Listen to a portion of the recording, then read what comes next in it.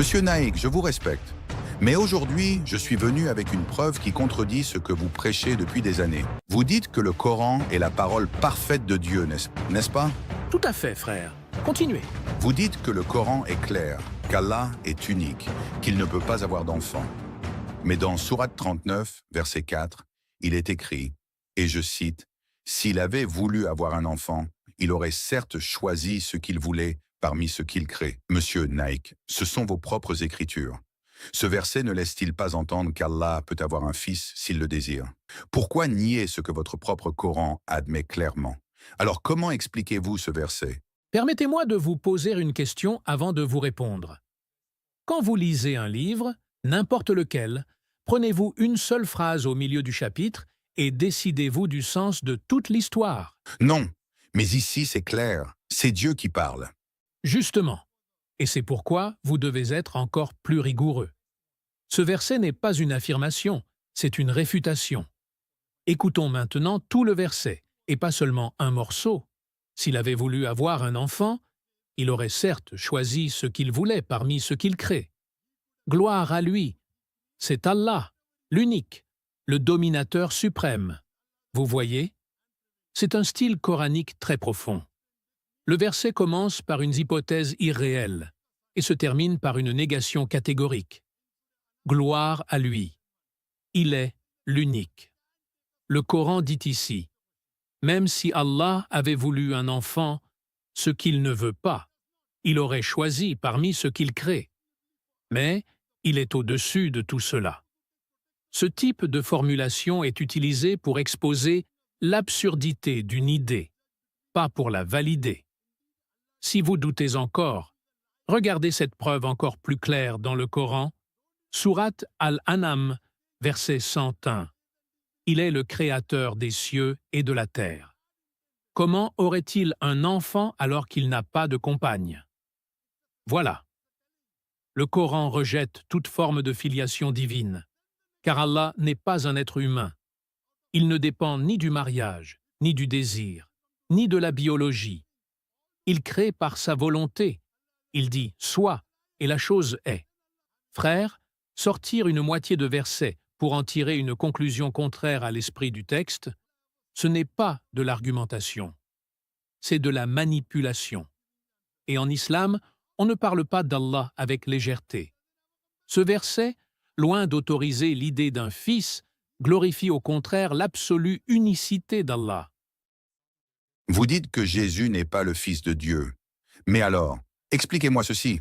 Dans votre propre Coran, il est écrit qu'Allah a soufflé son esprit dans Marie. Cela ne veut-il pas dire que Jésus vient directement de Dieu? Que Dieu est son Père? Comment pouvez-vous nier cela? Merci pour cette question. Elle est importante car elle revient souvent dans les débats interreligieux. Et elle montre aussi à quel point il est essentiel de bien comprendre les termes utilisés dans le Coran, sans les interpréter selon une logique chrétienne. Sinon, on risque de tomber dans de grandes confusions. Dans le Coran, il est effectivement dit qu'Allah a insufflé son esprit dans Marie. Mais que signifie cette expression exactement? Pour cela, il faut d'abord comprendre le rôle de l'ange Gabriel, ou Jibril en arabe. L'expression « nous lui avons insufflé notre esprit » signifie que Dieu a envoyé Jibril, l'ange Gabriel, à Marie. C'est lui qui, par l'ordre d'Allah, a soufflé une âme créée dans le ventre de Marie.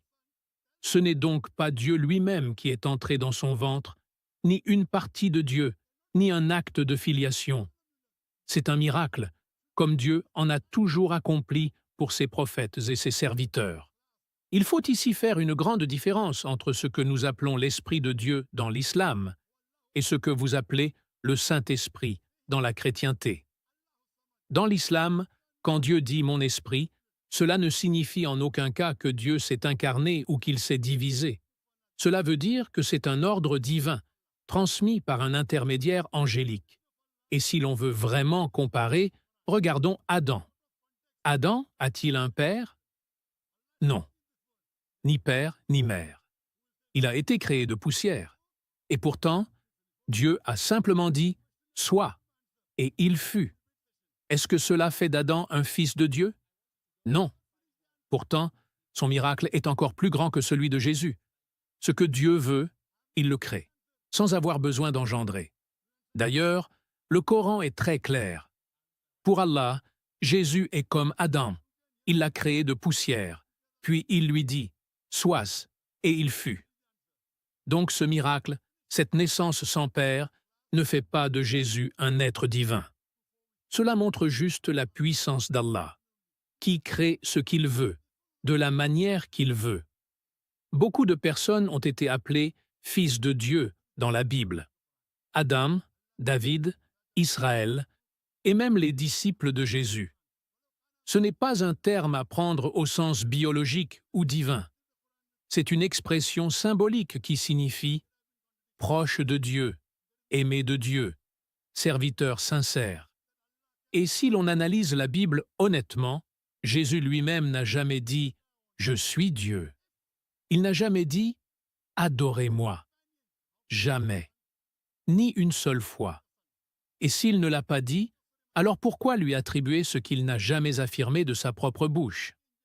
Au contraire, il dit « Le Père est plus grand que moi ». Il dit aussi « Je ne fais rien de moi-même ».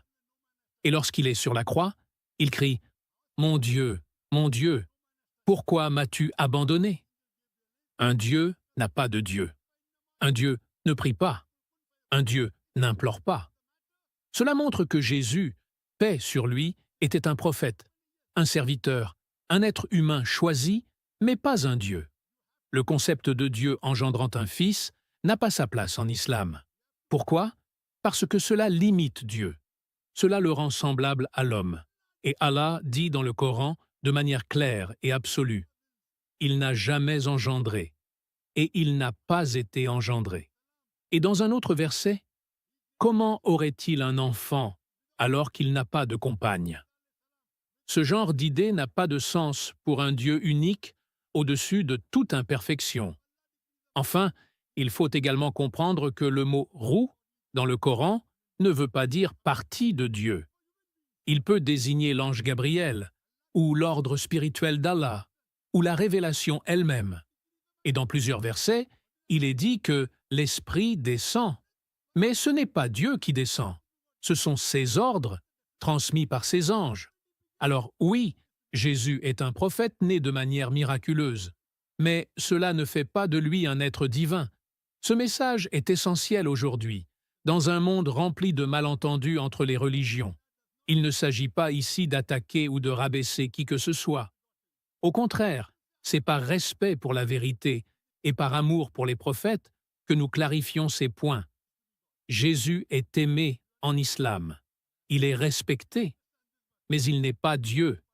Il est un serviteur de Dieu, un messager, un modèle, et nous l'honorons à sa juste place. J'aimerais poser une question très sérieuse.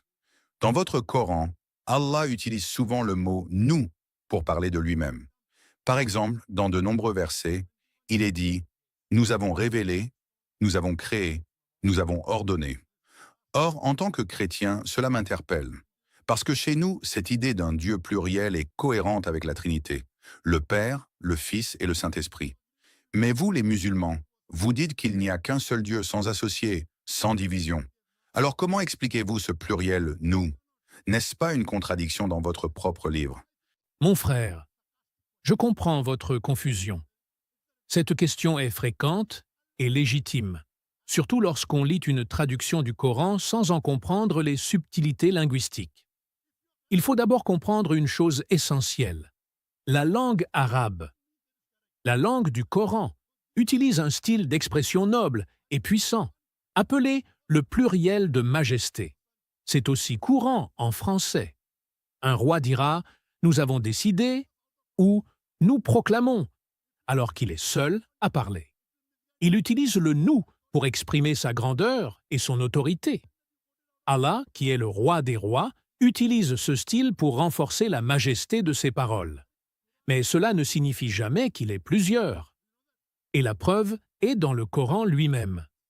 À chaque fois qu'Allah parle de son unicité, c'est très clair. Dit, il est Allah, unique. Allah, le seul à être imploré pour ce que nous désirons. Sourate Al-Ikhlas. Il n'y a aucun doute, le Coran nie toute forme de division ou de trinité. Allah est un, sans associé, sans fils, sans intermédiaire divin. D'ailleurs, si vous regardez attentivement, même la Bible contient ce style. Dans la Genèse, Dieu dit « Faisons l'homme à notre image ». Les érudits chrétiens eux-mêmes expliquent que cela peut être une figure de style royal, pas nécessairement une preuve de pluralité divine. Le problème, c'est que beaucoup interprètent le style sans comprendre la langue. Très bien, admettons que ce soit un style linguistique. Mais alors, expliquez-moi ceci. Si Dieu est tout-puissant, pourquoi a-t-il besoin de passer par un ange, Jibril, pour révéler sa parole? Chez nous, le Saint-Esprit est Dieu lui-même, qui agit. Chez vous, Jibril est un intermédiaire, mais vous le traitez avec tant d'importance. N'est-ce pas une forme de divinisation cachée? Qui est réellement Jibril? Est-ce votre version du Saint-Esprit? La réponse est claire dans le Coran. Jibril, paix sur lui, que vous appelez Gabriel, est un ange créé par Allah. Comme tous les anges, il ne fait qu'obéir aux ordres d'Allah.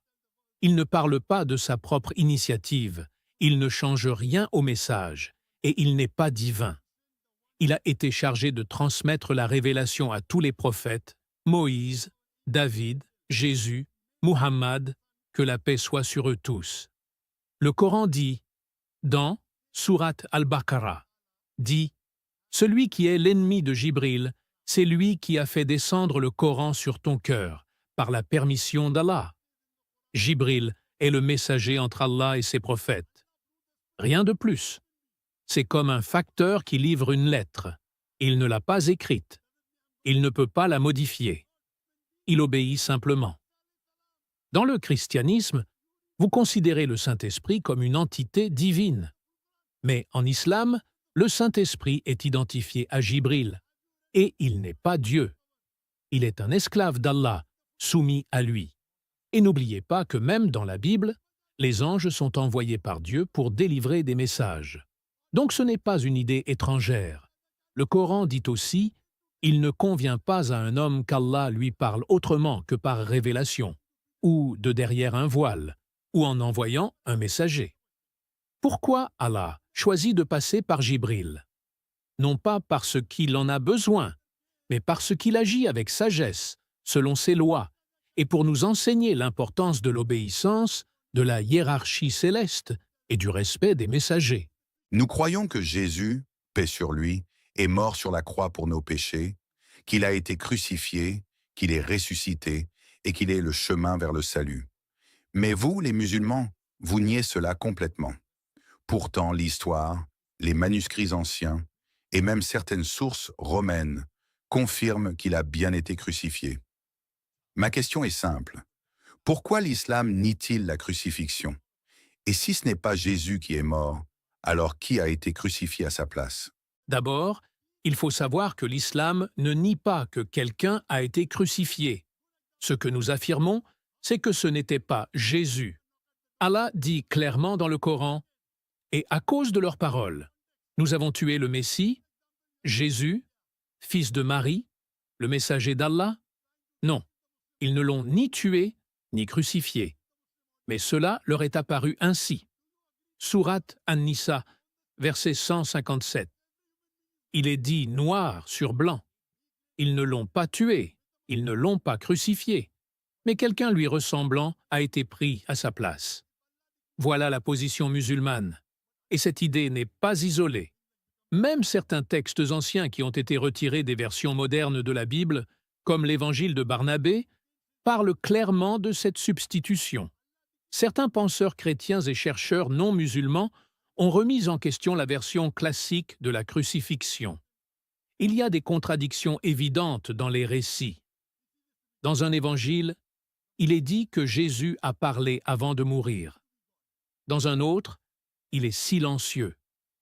Dans un autre, c'est une autre personne qu'on ne reconnaît pas.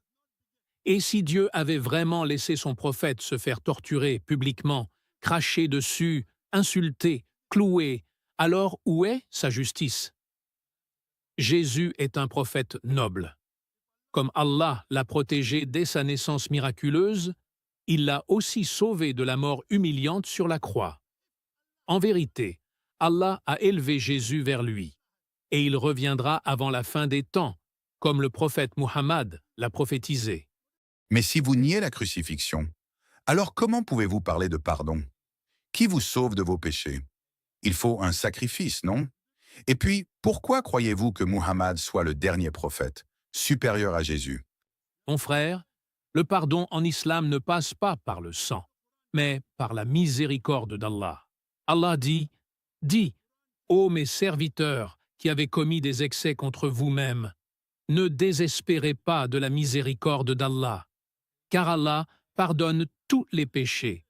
Oui, c'est lui le pardonneur, le miséricordieux. » Sourate Az-Zumar, verset 53. Nous n'avons pas besoin qu'un homme soit crucifié pour être sauvé. Nous avons besoin de regrets, de repentance sincère, de bonnes actions et surtout de croire en l'unicité d'Allah. Quant à Muhammad, nous ne disons jamais qu'il est supérieur en tant qu'être humain, mais il est le sceau des prophètes, le dernier messager envoyé à toute l'humanité. Jésus a été envoyé aux enfants d'Israël. Muhammad, lui, a été envoyé à tous les peuples, à toutes les langues, à toutes les couleurs. Et ce n'est pas nous qui le disons seulement. Même dans Jean 16, 12 à 14, Jésus annonce l'arrivée d'un autre consolateur qui parlera, guidera, glorifiera Dieu. Ce ne peut être que Muhammad. Jésus, paix sur lui, reviendra, mais il reviendra en tant que suiveur de l'islam, pour briser les croix, rétablir la vérité et prier comme les musulmans.